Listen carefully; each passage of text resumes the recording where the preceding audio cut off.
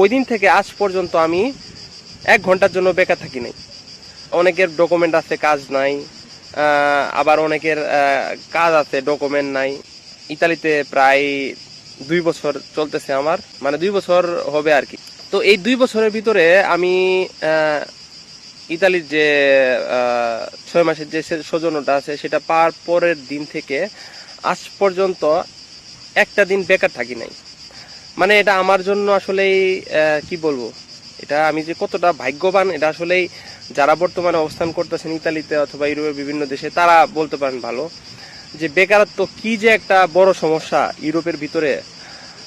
অনেকের ডকুমেন্ট আছে, কাজ নাই, আবার অনেকের কাজ আছে, ডকুমেন্ট নাই, তো নানা ধরনের সমস্যা। তো আমার ক্ষেত্রে এই দুইটা সমস্যার কোনো সমস্যাই হয় না। আমি খুব সুন্দরভাবে এই দুইটা জিনিসটাকে খুব সুন্দরভাবে উতরাইছি আর কি। আমি